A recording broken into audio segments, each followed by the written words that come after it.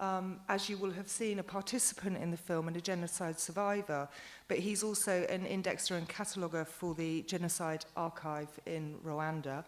And Catherine Gilbert, who of course, for those who were at the panel before, needs no introduction really, but nonetheless, in case you weren't, she is a Marie Curie postdoc research fellow at the University of Ghent.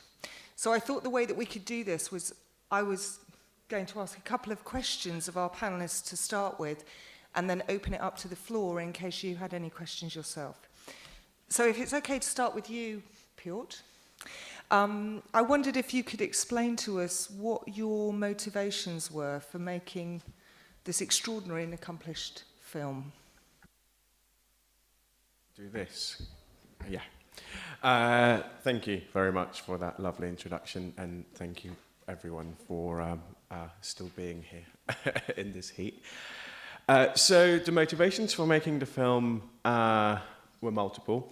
It came out of probably about a decade of looking at Rwanda, of going to Rwanda, and of thinking about the different ways in which images relate to the genocide against the Tutsi and its commemoration, and it's a very complex relationship.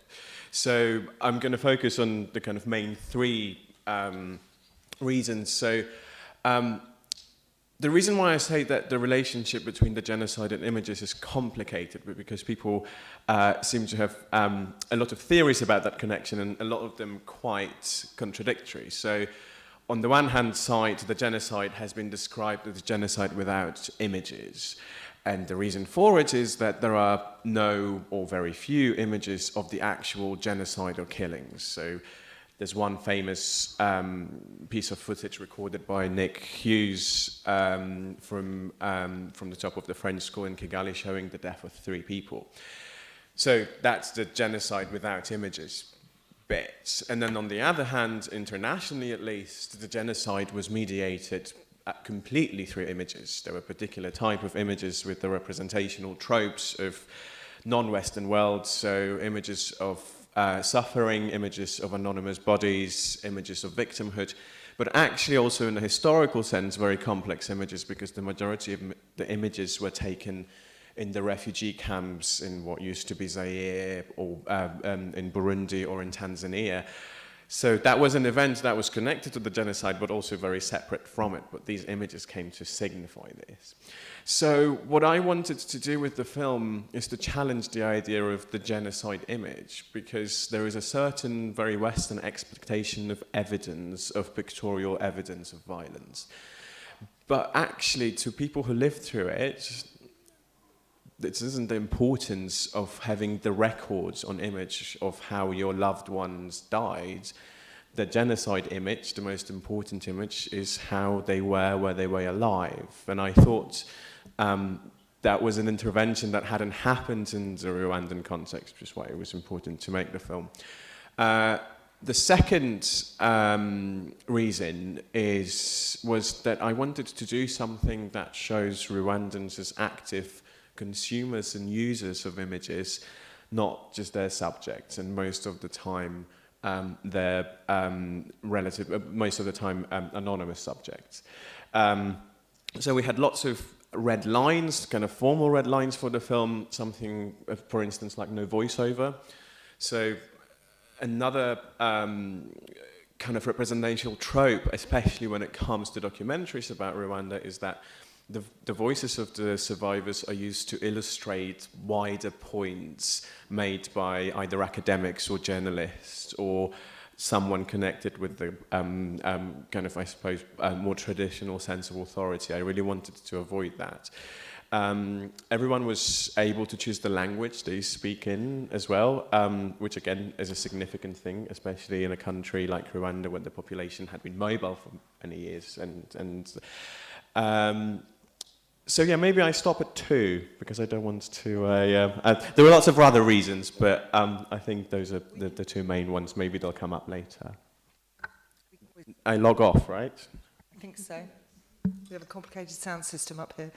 We can always return to that. I mean, I think one of the clear contributions that the film makes is an intervention in giving people voice. And I was wondering, Catherine, because your work similarly does the same. So what kind of resonances you see in your own work with testimonies and Piotr's work here, particularly in terms of giving women voice, issues around agency, and remembering practices. I might borrow this microphone. Every time I watch this film, I always find more and more resonances, I think, between our own work. And I think what really comes through is the importance of storytelling and narrative, and how I think what this film does beautifully is sort of complicating our understanding of the ways in which narratives can be told, so using different media to tell stories. But it's really underlining the importance of finding a way of telling stories in one's own way. So, and I'm thinking about sort of collaborative research here, sort of giving someone a platform to be able to tell their story in the way that they want to tell it. And again, in this film, I think is something. So I'm working with written text mainly, and written texts are very much constructed in a quite a private manner. So you can go away, you have time to think about doing the writing, think about what you want to say. And something that comes through in this film is that the fact that these women are very clearly prepared what they want to say and how they want to talk about these images, but also how they want to physically present themselves to the audience. So I find that fascinating. But also I would just like to say one very brief thing to connect it to my current research on commemorative practices in diasporic communities. And I think that it was Paul, your comment in the film about sharing, was it Claver or Paul who mentioned about sharing an image online? That was Claver. Yeah, and the fact that sort of sets off a whole chain of dialogue and discussion, this connection of stories. And something I found fascinating when I was attending a commemoration in Namur in Belgium a few weeks ago was that there was a vigil after the official commemoration ceremony, and during that time they projected a slideshow of images that they'd collected from survivors in that community, and they just kept scrolling through these images until someone in the room saw someone that they recognized and wanted to talk about that person. So just the way these images generate memories and allow people to share stories, I think is fascinating. Thank you, Catherine. I mean, if I can turn to you, Paul, now as somebody who was part of that film and somebody who has engaged in your own personal photographs with that film, I just wondered if you could talk through what your experience of, firstly, your involvement in the film, but also your involvement with the archive has been, in terms of your own remembering practices. Oh, okay. Thank you. Normally in the archive, I'm in charge of audiovisual materials. And my colleague, Aline, whom you've seen in the film, is in charge of taking care of photographs. And when Piotr approached me and said he wanted to produce a film about the photograph, I was not willing to participate. And then he explained the project, and then I realized, this is the thing, this is the kind of thing that we do every day. So maybe I should help him, and I should participate, and and listen to the questions that he was going to ask. And then I was reluctant even to share my story with my family, and because I didn't see the interest, to the bigger audience. And then after the film, that's when I realized that it's making impact. It did even inspire me to really take care of photographs and other materials, like and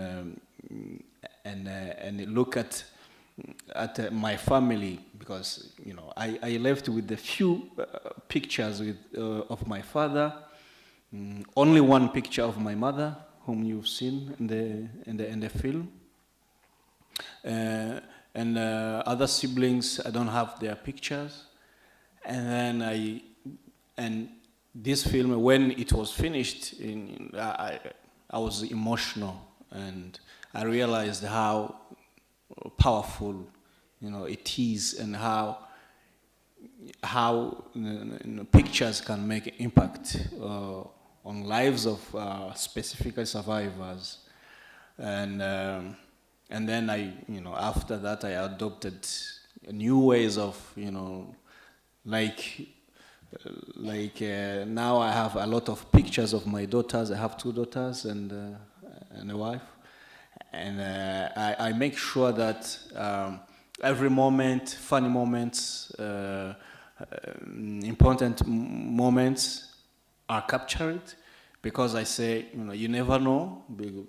And the way the genocide happened as a surprise for us, who were, that just teens, and tomorrow I might, I might die, and maybe without leaving behind something for souvenir for my family.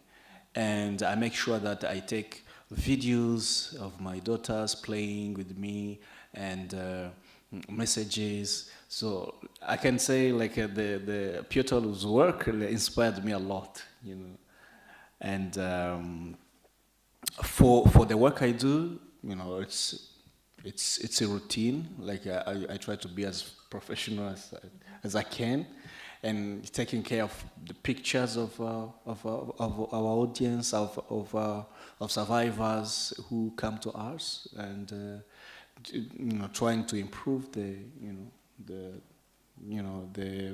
good practices, best practices of preservation.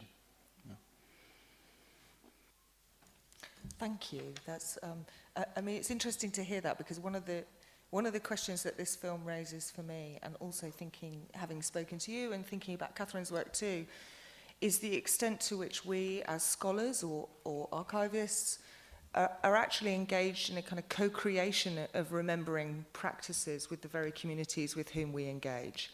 And the extent to which, firstly, what might be happening if we weren't doing that, but also whether there are relative ethical challenges and questions around the kind of co-creation of our interventions within those communities, some of which may be beneficial or not. So I'm going to now turn that to all 3 of you, and ask if, before we turn to the audience, and ask if you have any comments to make to that. Should we start with you, Catherine? Because then I can just turn there. Yeah, so many. I suppose that's something I'm thinking about all the time in my own work. So, and thinking about the book, I was sort of quite nervous about putting it out there, because you sort of think, well, okay, I'm a white British female academic, and what right do I have to tell this story? Am I appropriating, manipulating in some form this story?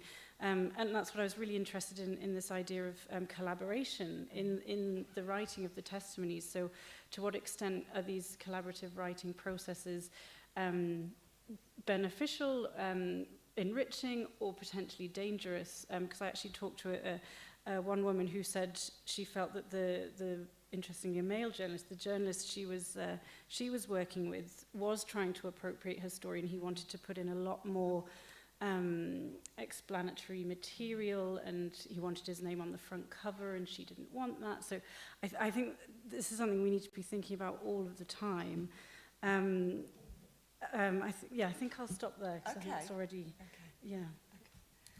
Paul, Piotr, would you like to respond to that? Is that Paul or me? Paul? Oh, okay. Yeah. So when we have researchers at the memorial, we have experience with interviewees, because they always ask how the research is going. So they want always to be updated, but also they want like a follow-up. And that's why in our practices, we make sure that when we take a testimony for the archive, so we make sure that we promise that we would deliver a copy. We would provide a copy to interview, so that they can keep for themselves and for their children, because they say, I don't, as Esther explained, not many Rwandans like to writing down their stories to publish, no, but they would love someone like Piotr or any Rwandan to come and take like images, like audiovisual images that they can keep. And then they say, yo, it's beautiful. I see myself. That's something that can be preserved for 50, 100 years. And then, you know, it's only one. Like I'm speaking, my image is seen, and when I'm dead, I will keep being seen in Rwanda and abroad. And so they are happy to have like researchers, mostly like audiovisual, something that they can see, and that's why, you know, when they have someone like when even recently we have had like a screening in Kigali with Zoe Norwich, and you know, a lot of people came, like a young audience came to see the film, and then they were impressed, and then they recommended us even something that we didn't think before, like they say, could you do sketches, like portraits, like drawings of people. There are some specialists in the sketches that you can imagine how someone looked like, and then draw, and then keep that as a souvenir. And now the artificial intelligence is there to, you know, to help us. Like, there are a lot of ideas, you know, came in. Like people are, you know, really thinking about it because of the film, and say there's solutions. There are a lot of solutions, like artificial intelligence. They can even create people who are dead like 50 years ago. Like you can just tell how someone looked like, and then you can have like a face. And then, you know, we'll say, this is something you can explore, you know. Yeah. Before I answer, so the idea of sketches or getting sketch artists to, so it's weird because it came up as an idea from the audience at so many different screenings in different contexts. In Kigali, I think when we screened in Estonia, someone mentioned it as well. And I have to say, and this is not a discussion for now, I will get to a question, but I don't think, I'm really nervous about the idea of that, both AI and sketching. I think, but we can have a conversation about it maybe some other time. But to the question, so two things. First of all, there is a power imbalance. There is a representational power imbalance. I'm not going to get away from the fact that I'm a white bloke with masses of privilege, both historical and personal. So I think the only way in which you can address this are mitigating strategies. And I would kind of mention three, and I'm not saying that they're the only ones, or indeed that they're effective. You know, what I was saying about giving people a voice in the film and showing Rwandans as users, right, and subjects of images, you would be absolutely in the right for saying, well, that's all fine, but you have made that film and if you edited it and you've got the ultimate control about how the story is told. I recognize that hypocrisy to a certain extent. But I suppose is what it's about for me is making this useful rather than completely paralyzing in the sense, well, then I shouldn't do anything. So, and especially in relation to the creation of this testimonial or memorial moment, because you're putting someone in front of the camera and you're asking them to do something, perhaps they would do it in their own time as well, but not in that form, not with that level of formality. So it is a manufactured situation to a certain extent. So one of the things that was really important to me with this, in particular, as a kind of concrete example, there was a time, kind of around the 2010 or 2004 10th anniversary of the genocide, and then that a lot of film work started being done in Rwanda. And this is not to criticize fellow filmmakers. There are so many practical contingencies, budgets, you essentially turn up for a week and then you get the story, and especially if you're working, and then you leave. That's kind of what we do. I had the luxury of a much longer engagement, but that was a luxury. But what was happening increasingly, that people wanted to, with very good intentions, report this story both of horror but also of resilience and so on. And they were asking a lot of very direct questions, because these narratives had to have very kind of direct messages, especially if you were going to put it to an audience that, you know, didn't know what happened. And Rwanda, I mean, is making some progress, but in general doesn't have much in terms of mental health provision, especially outside of Kigali. So people cope with stuff in whatever way people cope with stuff. Some people talk about it, some people repress it, some people don't. There are a number of other kind of, not psychological, but social connections with about stigma, about, say, some of the things that Esther was talking about.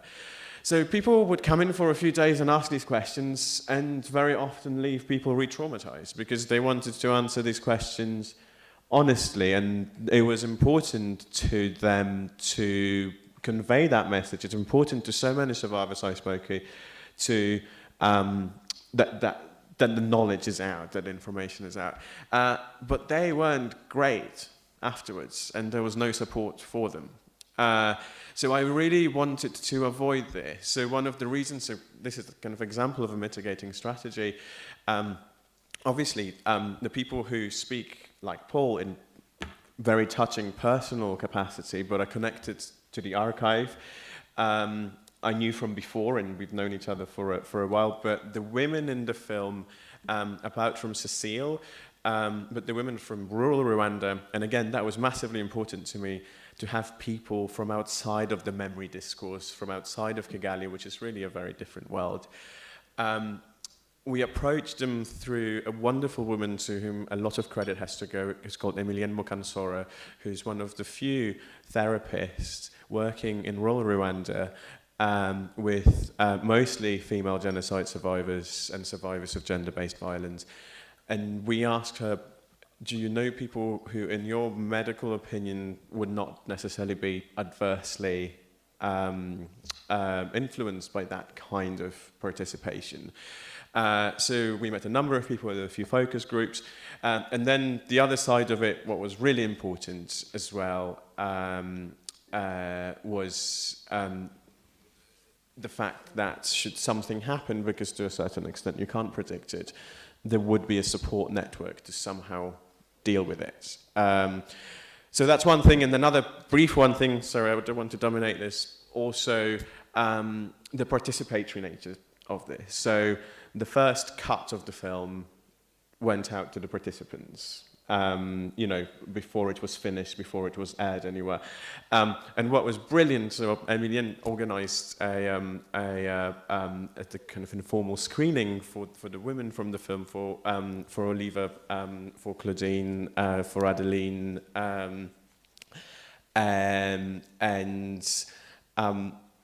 when you, Catherine, mentioned the thing about people presenting, so I was extremely nervous because, you know, I made a personal commitment to not exploit these stories, to present them in a way that are respectful. So I said, what's going to come back? And what came back was that they really liked the way they looked.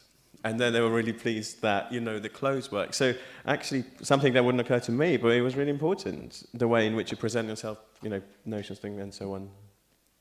That's that. Yes, great. That does. Thank you. I'd like to open it up to you now, I'm sure. Oh, we have a very... We have a microphone. Could we have a volunteer?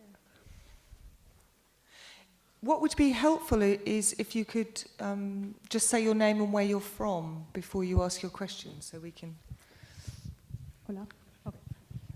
Yeah. My name is Suraj Rasool. I'm from the University of the Western Cape in South Africa. I think if it's okay, I think we need to spend a little bit of time on this problem that is all of our problem, of the way in which we inhabit imperial relations of research and our strategies of mitigating and of questioning of ourselves and the analytical categories that and hierarchies. You know, this is memory, this is scholarship, and so forth, and who does what kind of activity. and particularly bearing in mind that we are going through, certainly in South Africa, and I know in other countries, an extremely regulatory phase in research with histories of violence, with people who have experienced violence. So that certainly at my university now, it is almost impossible within a year or a year and a half to get ethics clearance in a field such as this. It is almost impossible. And yet, 4 or 5 years ago, a Swiss student came to South Africa to do wrote eventually an award-winning dissertation working with the victims of apartheid.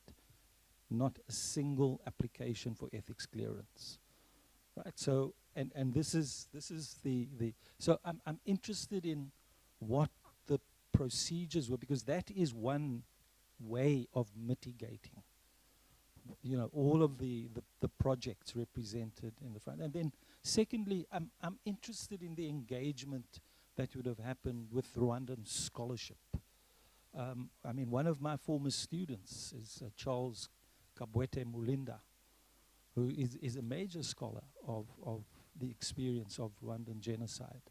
And so I'm very interested in what kind of scholarly cooperation there would have been as well, and engagement and critique and so forth.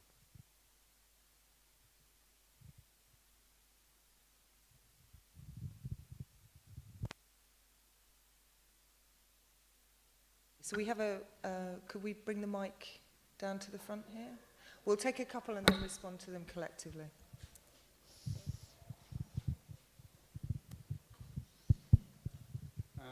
First of all, thank you for, I'm Philippe, like Suraj from South Africa, and like Katrina, I was born in Belgium a long time ago.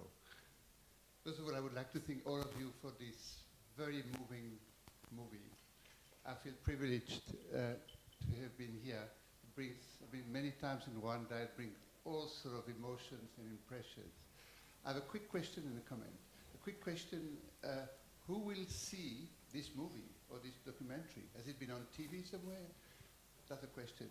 The comment is that this one aspect of the movie I found very important is when this woman with 2 daughters who had no photos at all, then as it happens, when I arrived in South Africa in the late 80s, I became rapidly involved with abandoned children. It was the end of apartheid in Natal, a civil war, and there was a hospital with 70 abandoned children. No knowledge at all who were their father and mother, or brother and sister, abandoned. And I became involved, and 7 of them became my children along the way. So they've grown up with me. They were little, and now they're adults. And I remember very well, and when I heard your movie, suddenly it came back to me, when they were asking, who is my mother? Where is she? The only response I could tell them, which was the same one in the movie, I said, look at yourself. You are the picture of your mother. To try to get them to be resilient, to cope with the absence. So I think this part of the movie for me is one of the most important one. And I'm glad that you finished the movie with this woman. Thank you. We'll just take one more question. Okay. Thank you. Is it on? Yeah, brilliant. So thank you very much. I've really enjoyed the screening and all the discussion tonight. So I was really intrigued. Sorry, you are? Oh, Anna Katila. I'm based in King's College London currently. So I was really intrigued by the voice of the interviewer. So could you say a few words of who she is, what was her background, relationship to the people or you, and so forth?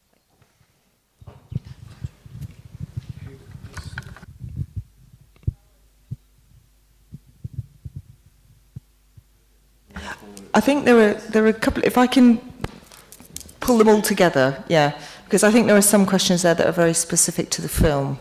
And then we'll come to the first gentleman's question at the end, I think, because that probably relates to all of us.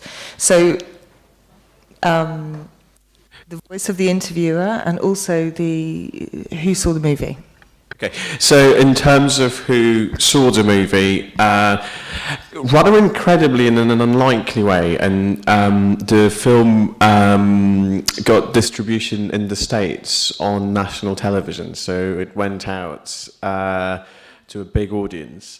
And apart from that, at kind of festivals around the world, what was extremely important to me, and this is part of these kind of mitigating strategies, I suppose, was that the film went back and had a meaningful life in Rwanda. There is a extremely disturbing trip, not only in Rwanda, in Africa more generally, that, as Paul said, people come in, take stories, and they never filter back. So we were very lucky to get some follow-up funding for the film, and we took it last June in 2016 for a series of 10 screenings around the country to groups of survivors, some mixed groups of survivors and pardoned perpetrators, at the Reba Center, to youth groups from Nyamirambo.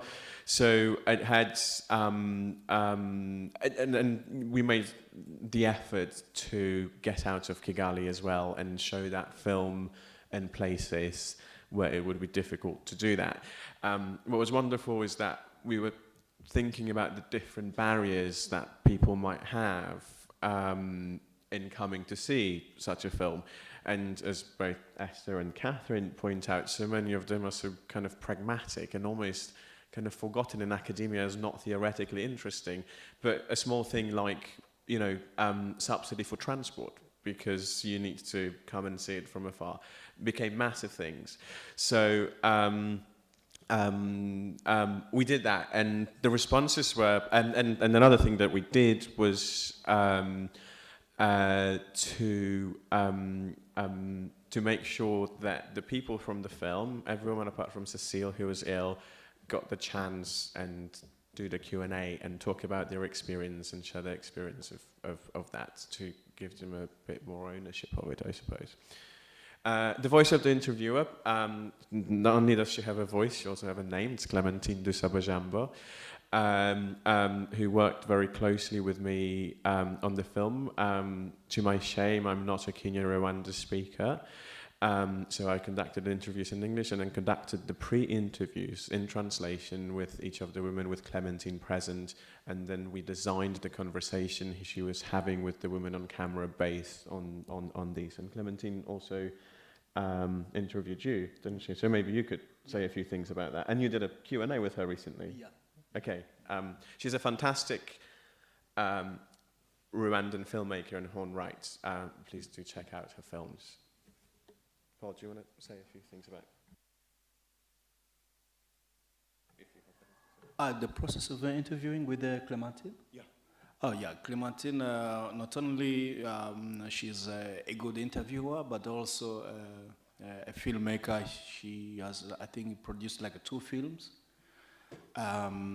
So we collaborate on a number of things, like providing materials from the archive, and recently she wanted to do something about the Gacaca courts, and we are open, we are ready to help her, and really she helped convincing me to work with Piotr, because she said this is a good project.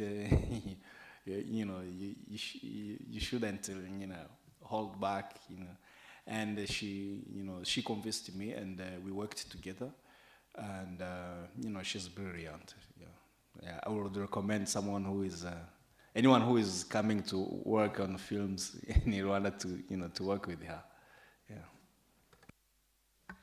Okay, if we can return to the first question that came up about inhabiting the imperial relations of research. I mean, I think in a sense that was one of the things that I was alluding to when I asked the question around co-creation of remembering practices or collaborating with remembering practices and what the ethical implications might be. So in part, I think we might have answered that, but nonetheless I'm going to open it up again to see if there's anything else that you might want to contribute. Because I got a sense from your question that you also felt that this was changing. So, Yeah, I'd like to say just a few words. Again, I think it's something we all need to be doing in our own practice is having this self-reflexivity and awareness of what we're doing, our own positionality. But I think there's some really encouraging work going on in terms of processes of decolonization. So there's all these debates going on about, you know, decolonizing the canon, decolonizing trauma theory, decolonizing our curriculum. But again, that's not necessarily co-creating, so it's still very frustrating. But in terms of my own work with Rwandan communities in the diaspora, I'm very much trying to work with Rwandan artists in Belgium, with communities of survivors, etc. But ultimately, the issue seems to lie in the fact of who's able to get the funding. There are still these very rigid structures of academic funding. So I've been very lucky in securing Marie Curie funding from the European Commission. But that raises all these questions around who is and isn't eligible to apply. So I'm eligible to apply as a scholar, as an academic, but the people who I'm working with aren't. So that already, again, puts the often the Western scholar in a privileged position. And for example, having to use a certain type of language to write these funding proposals. I'm working with the National Association of Rwandan Communities in the UK, and the chairperson of this community was very excited about my project. But when I actually showed him the written proposal, he sort of looked at it and went, "Well, this doesn't mean anything. This doesn't mean anything to the community. What is this?" But then when we actually talked, and he said, "Okay, well, this is what we can do together. This is how it's really going to happen on the ground." But to actually translate that into getting funding, I think is really frustrating. But also there are initiatives like perhaps Paul, you could speak more to this as well. You probably know more about it. The Aegis Trust has the Genocide Research Hub, where they've got now these. They've got pots of money for collaborative projects between Rwandan and foreign researchers, and the aim is very much to help Rwandan researchers to gain access to Western platforms of academic publishing. But again, this is still reliant on this sort of Western, So it's a very great thing to do, but at the same time, it's frustrating. Yeah, we have in our organization we have a department called Research Policy and Higher Education. The aim of that department is to encourage Rwandan researchers to do to work on topics that are valuable, that are meaningful to the Rwandan society.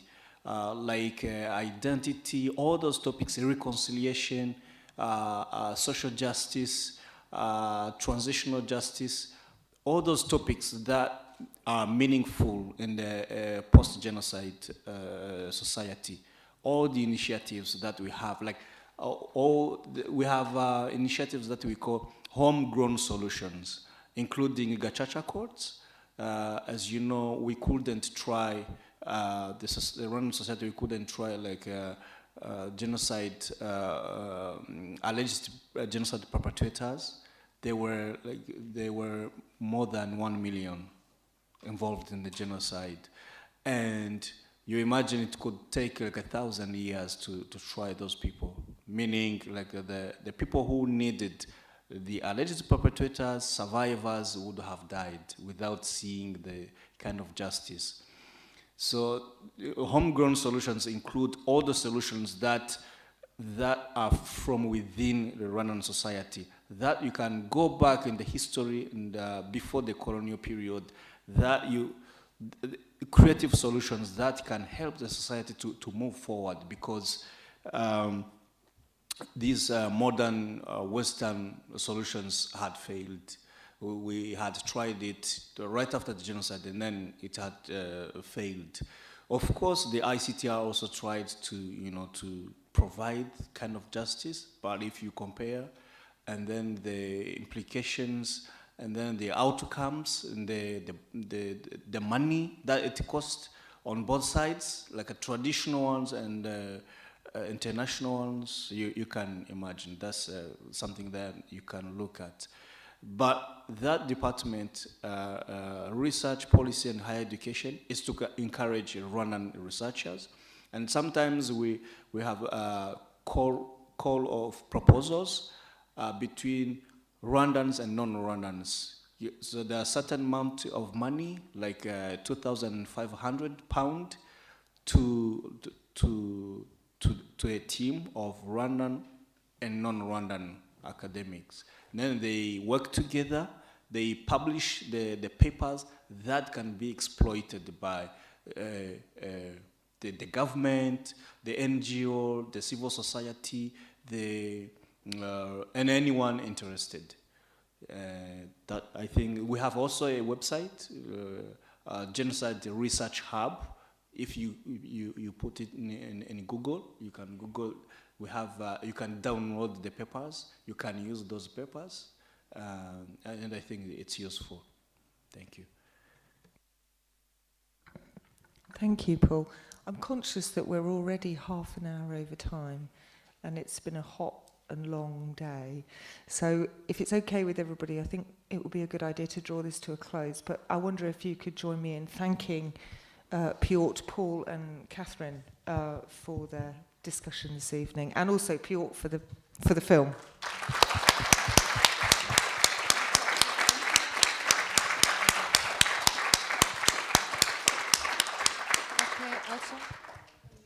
Can you hear me? Yeah, I hope so. Okay.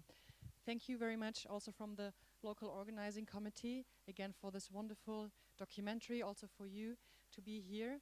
And thank you very much to all of you to have stayed until the end, despite of the broken AC. I'm very sorry for that.